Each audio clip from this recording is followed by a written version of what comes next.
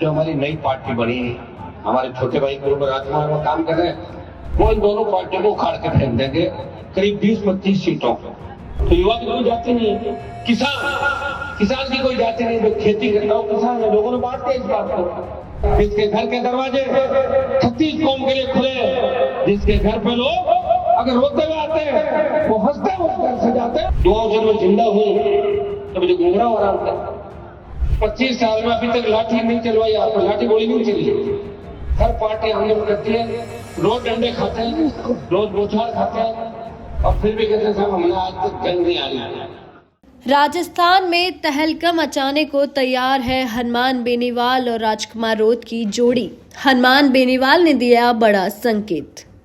राजस्थान की राजनीति में आदिवासी इलाकों को लेकर बड़ा बयान सामने आया है। राष्ट्रीय लोकतांत्रिक पार्टी के सुप्रीमो और नागौर सांसद हनुमान बेनीवाल ने कांग्रेस और बीजेपी पर तीखा हमला बोला है। बेनीवाल ने कहा कि आदिवासी क्षेत्रों में उनकी पार्टी की नई ताकत उभर रही है और राजकुमार रोत भी समाज के बीच लगातार जाकर काम कर रहे हैं। उन्होंने दावा किया है कि आने वाले समय में 20 से 25 सीटों पर कांग्रेस और बीजेपी को उखाड़ कर रख देंगे।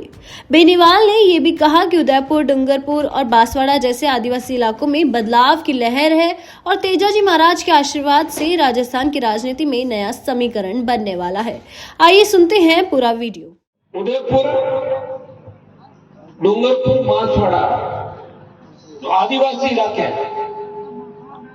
आदिवासी इलाकों के अंदर कांग्रेस और भारतीय जनता पार्टी, हेलो, कांग्रेस और भारतीय जनता पार्टी आदिवासी इलाकों में जो हमारी नई पार्टी बनी है, हमारे छोटे भाई गुरु राजकुमार में काम कर रहे हैं, वो इन दोनों पार्टियों को उखाड़ के फेंक देंगे करीब 20-25 सीटों। अपने वोट वहीं तो कम है और कहां पे है, अपने वोट वहीं तो कम, बाकी तो हर जगह वोट है। अगर मुस्लिम एससी के लोग ये तय कर लें, क्योंकि जहां भी तीसरे मोर्चे इस देश के अंदर बने, चौधरी चरण सिंह जी जब प्रधानमंत्री बने थे तो यादव, मुस्लिम, एससी, अजगर का नारा दिया उन्होंने। तमाम जाति उनके साथ थी, देवीलाल जी के साथ थी, वीपी सिंह जी कांग्रेस को तोड़ के अलग बने थे। देखिए कुछ जातियों को हमें साथ लेना है, उस जातियों के साथ इसलिए आएगी, उन जातियों के नेता भी मंच में हमेशा आपको देखने को मिलेंगे। अब पंचायत चुनाव के अंदर आप देखोगे पूरी ताकत आप लगाओगे। पंचायत चुनाव अगर आपने ताकत लगा दी और अच्छा वोट आपने पंचायत चुनाव में ले लिया तो 28 के रण में आपको आसानी होगी रण जीतने का, कि भाई पंचायत चुनाव के अंदर आंधी चली है और 28 में सुनामी चलेगी। और सबसे ज्यादा नौजवान किस पार्टी के अंदर है? राष्ट्रीय लोकतांत्रिक पार्टी के अंदर। नौजवान की कोई जाति नहीं होती, नौजवान, युवा, क्या जाति? युवा की कोई जाति तो युवा जो 18 साल के बाद युवा, तो युवा की कोई जाति नहीं है। किसान की कोई जाति नहीं, जो खेती करता हो किसान है। लोगों ने बात किया इस बात को, जब जरूरत होती लड़ने की तो हमें आगे कर देते हैं, और वोट की बात आती दूसरे किसान ग्रुप में 50 लोग आगे बैठ जाते हैं। ये भी हमें समझना होगा और किसान जातियों को समझना होगा। जब देश के किसानों को आवश्यकता पड़ी थी, जब प्रदेश के किसानों को आवश्यकता पड़ी थी, जब अपराध सर चढ़ के बोल रहा था इस प्रदेश के अंदर, तब कौन लड़ रहा था? जब किसी बहन, बेटी, अमला की इज्जत बचाने की बात आई, जब राजस्थान के अंदर आम आदमी को सत्ता में भागीदारी दिलाने की बात आई, सारी जातियों को साथ छोड़ के नए राजस्थान के निर्माण की बात आई, किस व्यक्ति ने 25 साल प्रदेश की सेवा करी? वो किस जाति का था? वो जाति लेके काम नहीं करता, वो सारी जातियों को साथ लेके नए राजस्थान के निर्माण की बात करता है। जिसके घर के दरवाजे 36 कौम के लिए खुले, जिसके घर पे लोग अगर रोते हुए आते हैं वो हंसते हुए घर से जाते हैं।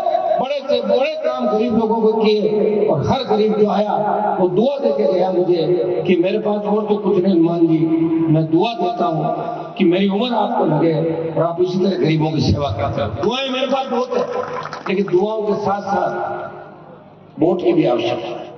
दुआओं से मैं जिंदा हूँ तो मुझे गुमराह हो रहा था, आराम से सिंगल इंजन का हेलीकॉप्टर लेके घूम रहा हूँ। सिंगल इंजन का हेलीकॉप्टर पड़ते ज्यादा है, लेकिन मैं सिंगल इंजन का सस्ता आता ना वही मुश्किल से जुगाड़ हो पाता।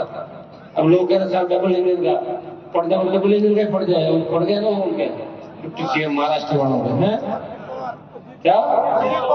अरे कहीं पड़ गए यहाँ पे, तुम देख रहे हो ना, कहीं पड़ जाते हैं, कहीं पटकवा देते हैं, ठीक है? तुम्हें ध्यान देना चाहिए। लेकिन दुआ और आशीर्वाद ये तो आप मान ही रहे हो। 25 साल में अभी तक लाठी नहीं चलवाई, आपको लाठी गोली नहीं चली। कितनी बड़ी बात बताओ।